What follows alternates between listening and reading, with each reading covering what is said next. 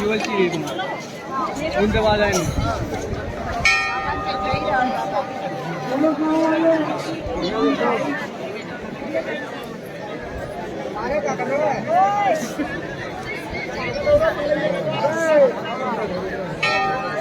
आप लोग ध्यान दें, ये मध्य प्रदेश में एक डायबिटीज की है, डायबिटीज की है, जिस किसी आदमी की हो थोड़ा बात उनसे प्राप्त कर ले।